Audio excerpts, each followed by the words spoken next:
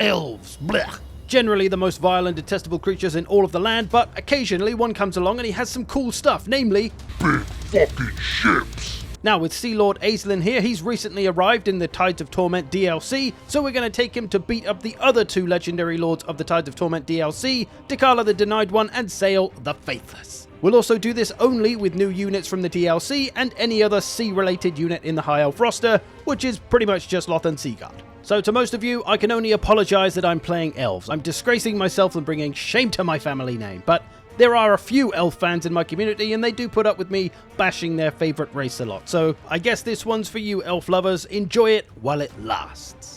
So we begin life down south in the Eastern Colony Oceans. Our Mist Mage has stolen one of those swan pedal boats you get at theme parks for some reason, so we quickly get him aboard our manly dragon ship before anyone sees him, and luckily our starting army is consisting all of new DLC units and Loth and Seaguard, so we're good to go. So we get on with attacking the nearby settlement, which is controlled by Vampire Coast, so we ride into this battle to put them back in the ground. I use my Skycutters to pick off as many enemies as I can on their approach, and then when the rest of my army starts getting into their missile range, I'm going to rush them to stop them from firing on us. I got the Oceanids moving up, I got Azelin going in, I'm even going to bring my Skycutters into melee to stop them firing, just until the ship's company arrive to take over the melee. And with a little Skycutter hammer and anvil, this one is done. Now with Azelin's mechanics, we're actually going to be gifting most of the settlements we take to other factions. In this case, it's going to the Knights of Caledor, because Imric is the only other slightly cool elf, because, you know, dragons and shit. From here, I push towards the second undefended settlement in this region, and pretty much the same thing again. Now, I could actually take these settlements for myself, but it would cost me one of my very few, only one at the moment, Elven Colony points, and I don't want to put this in a tier 3 settlement. Obviously, I'm going to want it in a big major capital settlement. So score another one up for Imric as we move on to the final settlement in this region, which is a major settlement. That's the one we want to colonize. And of course, as a British man, you know I love to colonize, but these Vampire Coast boys want to try and stop me in the water. They've brought out the big guns, the Americans. What? That looks like a star on some stripes to me. Oh, come on, Americans, it's just a joke. Take it on the chins. What the fuck? So I play this one cautiously. Ideally, I want to try and snipe those bloated corpses with my Skycutters, but these handgunners are very dangerous. They're stopping us getting close, so trying to wear those down with my Loth and Seaguard. Eventually, I just send Azelin and the Oceanids in there to tank the hits, as it doesn't do too much to them. Certainly much less than it'll do to infantry anyway. From there, I pretty much rush up my more mobile units just to finish off what's left of this first army, so my ship's company haven't even got involved yet. They're ready to deal with this second army, which does have more Americans, but when we told them we didn't have any cake, they just gave up. From here, we're pretty much just rushing up into their horrible, rotting faces, trying to get around the flanks to get after those missiles as well. They got some more handgunners back here, so getting after those as quickly as possible. And it turns out even pirates can't stand up to angry water. So with this army defeated on the land in the middle of the ocean, we can now push on to the largely undefended settlement. Although there is still a fair garrison there, we can of course attack from the sea now with this new update, but doing that is just a blockade and doesn't cause attrition, so we have to get out onto the land. And thankfully over the turn they come out to fight us, so we don't have to fight a goddamn siege. And this one was a pretty simple affair. They had a lone lord by himself, which gave me time to move up and meet the reinforcing armies at the border, which of course stopped them from being able to do scheisse, so we got it done quick. And with that, we're now using our one Elven Colony point to get ourselves a proper settlement. Now with the Eastern Colonies secured and the Vampirates destroyed, this army has appeared. But before I deal with that, we're going to upgrade stuff, we're going to recruit stuff. I'm going to consult Imric and get him to give me some free stuff. I got a couple of useful items, so sweet. And a couple of turns on, I'm going to get after this Dark Elf army, but we're just going to auto-resolve past it as it's just a little gatekeeper army that leads us to this decision we can make to sail to Northward, sail east, sail west, or stay in these waters. This will open up a bunch of sea lanes and give us missions in a certain area. Now, because we're going near Cathay, I guess I'll sail east, although I don't really intend to do the missions. But these sea lanes are unlocked for us though. We can go to the bottom of the Southlands here, we can go over to the east edge of Lustria, or to the most disgusting, vile place in all of the land, Northward. Now, I should mention, this is pretty much my first run-through of this campaign ever, so I don't really know how everything works, so I'm just kind of figuring it out as I go. And at this point, I realize I'm kind of a bit low on the old dragon ship supplies, and I don't seem to be getting many in. But I don't worry too much about it. I want to press on and get after Dechala, so into the sea lane we go. I'll figure it out later, probably. So we arrive in Cathay to find the purpley tones of Slaanesh and a couple of Dechala armies around. But none defending her capital starting settlement here, so we're going after it nice and early. We'll take that first. An easy take to get ourselves a little foothold on this land. And as I just so happen to have an elven colony point, more colonizing must be done. Yes! Now, Dechala had grown a little bit. She'd got a few settlements, but not too much. We got her before she got too crazy. So we're going to get on with it, get after those first settlements. But then, 2 of her armies arrive in the ocean, going for the settlement I just took. So, we're going back to defend it, of course. And as they're going to be landing on the shore right there, we're going to set up an ambush and wait for them with 70% chance. And what do you know, we catch the non-Dechala army with an ambush, give that one a swift bonking on the head, and then find that her army itself has come ashore and is just stood there, right next to the settlement, right next to my army. So we're going to get the garrison support when we go in for the attack, and it's only a Pyrrhic victory though, even though she's mostly only got Marauder Spearmen, but I believe she does buff those up, so they're probably tougher than usual. But we're going to fall back at the start of this one, try to get as much distance as we can to buy time for our reinforcing army to arrive to help us out. I send the Skycutters up to focus fire the dangerous champions of Slaanesh Snake Boys, and we do get quite a bit of damage done to them before they arrive to the fight. Dechala comes flying in though at a blistering pace, murdering our ship's company, and she is incredibly good at killing infantry, so they're going to struggle, which is why I bring in the Mist Mage to help, and even Aislinn himself, so surely they can put a swift end to Dechala. Yep, there Aislinn goes, showing the elven courage. He's routed at half health. Fantastic. Now, my ship's company are okay, and these marauders shouldn't really be great against them because they're spearmen, but they do have pretty good melee attack for spearmen, so they will have a pretty even fight with our ship's company. We have got the champions of Slaanesh down to one last snake man though, so we stopped them being too dangerous. This was largely a war of attrition, just trying to outlast the damage output of the Slaanesh army. They did have a couple of the new very dangerous armor-piercing missile units, so we had to make sure they couldn't do anything. And our reinforcements did make their way over, but they got intercepted on the way, so we dealt with those threats first, but it did pull some enemy units away from the main army, and eventually we did start to wear them down at the cost of many ship company boys' lives. And we even managed to finally stop Dechala with the help of the Regiment of Renowned Ships Company, and so that was assumedly both of her main armies deleted, although ours had been half deleted from this battle as well, but we got a defeat trait for Dechala, immune to contact effects, and devastating flanker for Aislinn. Nice. Now at this point, looking to upgrade my dragon ship and realizing it costs 720, I figure, okay, there's definitely something wrong here. I'm getting about 5 income per turn on my dragon ships. It's going to take me about 8 years to get 720. What am I missing? Well, I found this building, which I unlocked through the Acer Domination tab. I thought maybe that was it, but I realized there's one building I had ignored because I know in other High Elf campaigns, it's just a control building, so I didn't bother to look at it because I didn't need it. You know, this guy. But it turns out in this campaign, it's the one that gives you the big fucking dragon ship supplies. So now, with my dragon ship supply woes figured out, I pressed on to attack the rest of this province, which of course meant more outposts and victories for Imric essentially, and eventually getting to the last settlement, the gateway to Koresh. I found this army maybe was a little bit too much. It had some strong infantry in there, some chariots, some cav. They did come out to fight us, but with demonettes and such, I didn't trust my ship's company to hold for more than 30 seconds, and thus didn't like the look of it, fell back from there. So I backtracked and was going to go through the other way to get to the other settlements, and also decided it's time for a second army. Hello, Princess Yorian. Can I offer assistance? From there, we pushed on to besiege the Tower of Ashung, and it seemed weird to me that Dechala hadn't sent any armies back to get us, but that seems to be because she was expanding northward. So she seems determined to survive, but we're going to keep taking her settlements from the south and work our way up. But a spanner is thrown in the works as a large army starts coming from the gates of Koresh. So we set up a little ambush near the settlement, which they came to get us at, and we got them. So we gave them a swift doink in on the head, and it was time to take out the gates of Koresh. But along the way, the dimmed sun greenskins had declared war on Imric, and I had to join that war, and now I just stumbled across one of their armies, so I had to deal with that first. Luckily though, our replenishment was pretty good, so we got back on track pretty quick and took out the gates of Koresh. With that, we now had Dechala all in one place with about 4 settlements left. Eventually, she did appear near one of our settlements, but I didn't like Yorian's chances against her. She did run off though and even asked for peace as we were about to take her precious tree. So of course we told her to get fucked and we took her precious tree.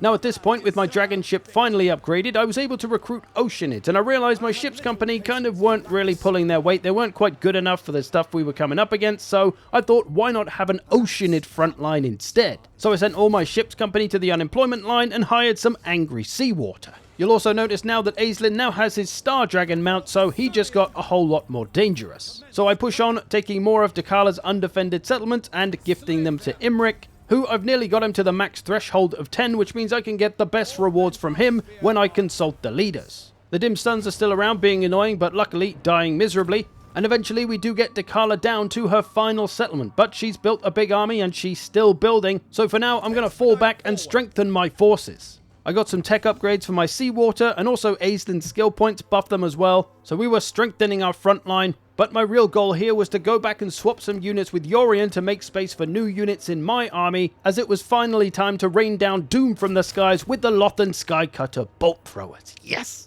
Meanwhile, Dechala was pushing back a little bit, coming and sacking one of the settlements that maybe she could have taken, but as we prepared Aislinn and Princess Yorion to make the final push, Dechala showed her forces, putting forward 2 and a bit stacks, even very ballsily coming into the ocean with my dragon ships. Good luck, bitch!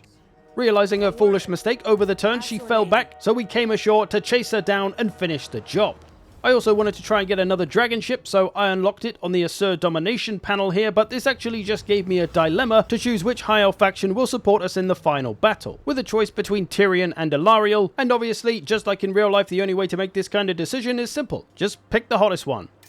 This actually gave me an outpost in Gain Vale as well, so more profit from that. And we ended up with a nice little situation here, as there was a small army positioned outside the settlement that the main army was positioned in, so we attacked that, forcing everything to come out of that minor settlement. So we rolled on them, our Lothan Skycutters took out their starting little army straight away. We could have ended the battle right there, but their reinforcements were coming in such an advantageous position for us through this narrow passageway, there was only one thing to be done. Line up the Skycutter bolt throwers and let them raid. I also now was unlocking dragon ship bombardments to use. Here's one coming in. Unfortunately, the AI is pretty good at dodging it though, but they couldn't dodge the bolt throwers. So we absolutely plastered them as they made their way up to fight my main army. A few of their faster units like chariots and Dechala moved up, so Aislinn came to deal with her. And this time on his Star Dragon, hopefully his elven courage will hold out this time. Well, the dragon manages to defeat Dechala. Aislinn was just there. As you can see though, the rest of the army approaching has been absolutely battered by all the Skycutter fire. So by the time they reach my angry water, they don't really have too much to give, they don't last too long, and that's the end of this one. Skycutter's coming away with some big numbers, 2,700 damage done for this one, 3,000 for another, and 2,500 for the other. Nasty.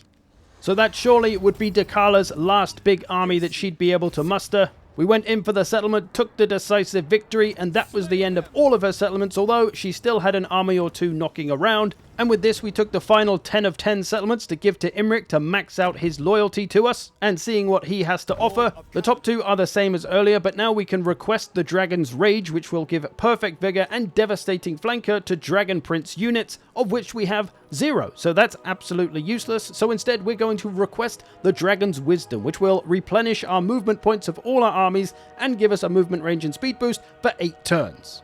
So using all of that, we now get all of our movement range back and essentially get a free turn. So we're going to send Aislinn after the little army here, and then there's a big one left down here. It's mostly marauders, although there's an Imric army here. Maybe he'll deal with it. Over the turn, I put that little army away, and unfortunately Imric's force here hasn't dealt with this army, so I'm going to give him an attack order and hope that'll make him finish the job, because, you know, I've gifted him 10 settlements, so I think he owes me a few. Assuming this will all be cleaned up, I take Aislinn back to the ocean to prepare to move north to get after sail.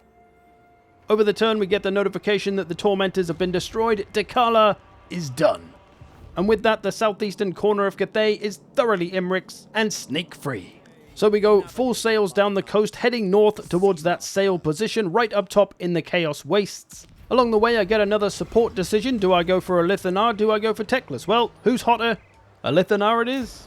Before I got up north though, I wanted to try and get Kara Dryan, the legendary hero. To do this, I needed to recruit 5 Phoenixes, so I did that. Obviously, not going to use them. They're not C units, they're not new units. We just need to recruit them. Over the turn though, Gain Vale was attacked by Nakari's faction, and because I have an outpost there, I was called in to potentially take control. Now I could just auto-resolve this, but you see the take control button means I can actually fight the battle for Avalon. I decided to give this a shot because the army's not too bad, and I think maybe I can do it. We've got the full settlement on our side. I try to get the missiles going, get the towers going, do as much damage as I can before they reach the walls. They did, of course, eventually get inside, but we had a lot of missiles. They had some squishy lords. We had an artillery we could snipe them with. But they did have a bunch of chosen units, and eventually there was not a lot we could do to slow them down. They were just too beefy. We did beat them up pretty damn well, but with a bunch of reinforcing chosen and stuff as well, we couldn't quite get it done. But hey, it wasn't my place and I got to see a lot of elves die, so I'm not complaining. Although I quickly started complaining when I realized that Caradryan had arrived at my starting settlement, all the way back in the eastern fucking colonies. Brilliant! So with him acquired, we can now get rid of the phoenixes, but we don't even want them anyway because we're getting something better. Sea elementals and merworms. So a lot of my older units went to Yorian, so she's now got a full stack, but we've got to try and see first if Sail is even alive. Aislin's army is now juiced out of its mind with big old chunky fish and even angrier, bigger seawater. I'm also going to use Aislin's unique stats here, Mist Landing, so that I can basically underway up to this part of the land, which I can't get to otherwise. There's nowhere to get on shore there. So that saved him some time, but Yorian is now up here and it's looking like Sail is nowhere to be seen. I think he may have been killed off. And reaching the very top regions, we still can't find him, so we can assume him thoroughly deadified. So instead, I decide that we're just going to clear out this entire top of the Chaos Wastes and save China. Starting with the Red Fortress, going after Village. We hit him with an unexpected strike, so he's got no chance to defend, and I'm going to establish a colony here to make us a little base of operations up here. So our goal has now become to clear out the eastern steppe and save all the regions around this area.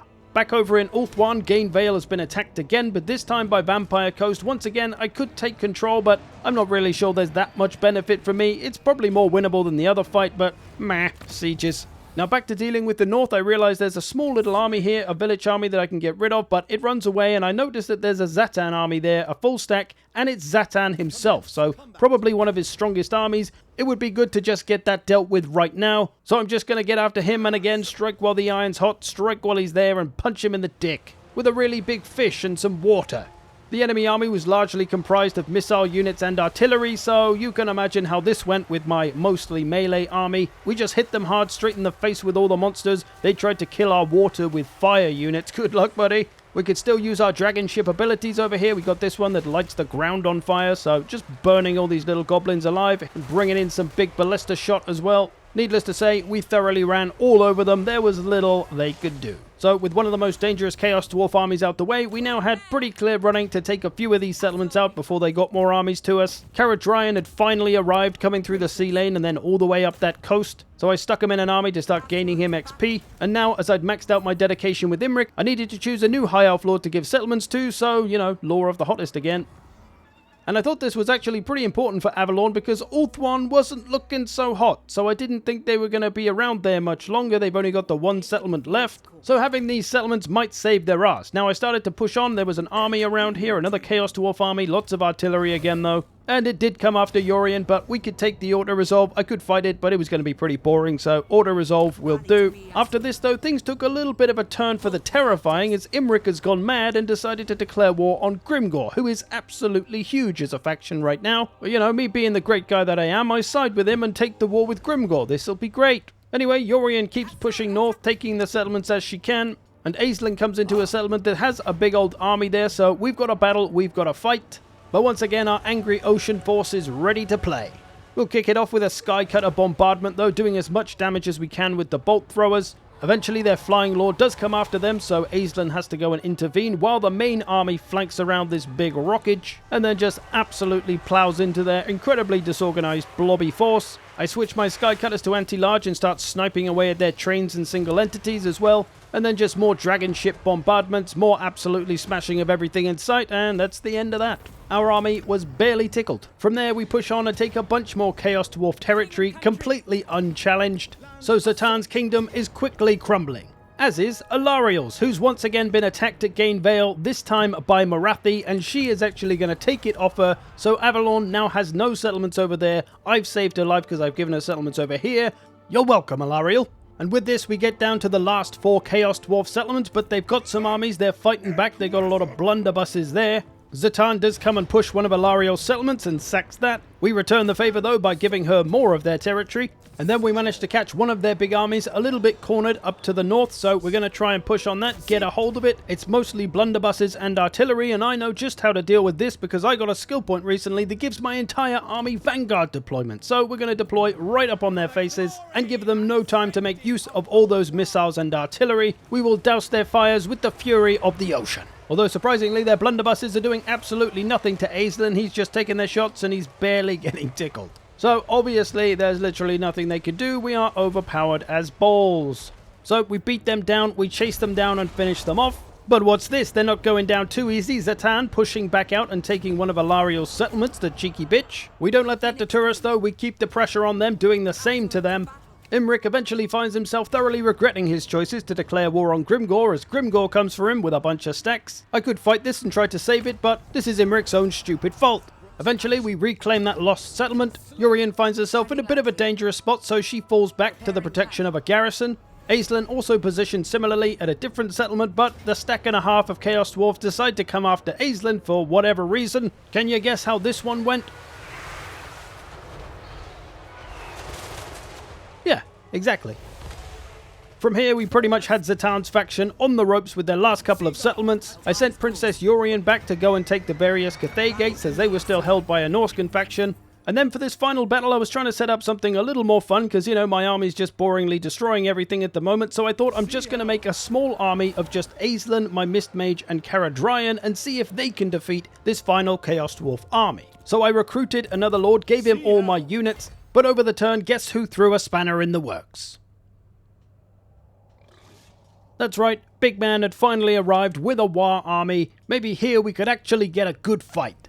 Now, I actually ended up setting up a little ambush to get rid of this Chaos Dwarf army, which we managed to get, so that was them done. Now we could just fight it out with the Greenskins. And Grimgor's army even came to stand right in the face of ours, didn't attack us, just stood right in front of us as if to challenge us. But before we got onto him, I wanted to get rid of the Chaos Dwarfs before they built up another stack and came back, and it was just an endless cycle of dealing with their armies, so I rushed their last settlement, took it down, and with this gave the 10th and last settlement to Alariel to max out her favor with us. So at this point, we've achieved our goals. We've cleared out this northern area and saved China from all the bad guys, except one. Grimgor was still here, so we had to get rid of him before we finish. But I wanted to try and set up something big with both of my armies together against a couple of his maybe. And here I was stood next to the settlement. He attacked us over the turn with him and his war army. We could have won this quite comfortably. It's a decisive victory auto resolve if I want it, but I don't want it. We want to get a good fight. I keep retreating, trying to get my main army away. Eventually I do. It just comes down to the garrison and that new little lord I recruited. They unfortunately are going to bite the dust. We are going to get sacked. And it turns out we retreated ourselves into a corner and we're a little bit beaten up. There's another Grimgor army and a half stack of war arrived, so I'm a little bit worried. So now is the time we need to call on aid from Alariel. So we're going to consult the leaders and see what she'll do for us. She can replenish all of our armies faction-wide and give us replenishment boosts. Perfect. So we're going to do that, get ourselves freshened up. I'm going to start to bring Urien back, but I don't think she's going to be able to get back in time. So I just decide to encamp at the nearby settlement, and Grimgor and his other army come for us, and now we've got a big fight on our hands with the help of the garrison for us. Now for this one, I opt for the defensive game, the war of attrition. I'm just going to use this choke point here and let the enemy come to us. They've got a bunch of reinforcing armies coming all the way over the other side of the map. We are, of course, going to bombard them with the bolt thrower sky cutters as much as possible, trying to take out those spiders nice and early. Hit them with the super cool dragon ship bombardments that they will dodge and that'll barely do anything. And we're also waiting for our reinforcements to arrive so that they can fill this other choke point here and give us the proper defensive position. The bulk of the enemy army does arrive at our front line, but we're staying disciplined, holding that front line. I've sent Caradryan off to try and kill off the various lords for all these little armies. But these green boys just keep on coming. They're disorganized, they're messy, but they are relentless. It's a good job we've got copious amounts of seawater. As it does manage to repel most of this initial force, I start moving my little reinforcing army up to this other choke point to try and get a bit more of an angle on all the approaching units. So if I can get all the archers facing out this way, shooting this way, all the units that are coming from here, all these reinforcing points here, they'll get shot up on the way to even get to our main army, so we'll wear them down nicely. And still, 9 minutes into this battle, we're holding strong, we're not moving from our position, maintaining that watery front line. Still, lots of units are returning, lots of units have come from over there for reinforcements. There's just a bunch left in this direction. There's about 5 or 6 Arachnarok spiders in this battle, giants. I'm trying to snipe them down with the sky cutters. Eventually, we are starting to get rid of them. We got all the missiles firing at them as well. But this reinforcing army is starting to struggle, so it's time for the front line to mobilize and get the big flank on all these units that are attacking this reinforcement army. And that is slowly but surely going to be the end of it. Caradryan coming to finish off a giant here.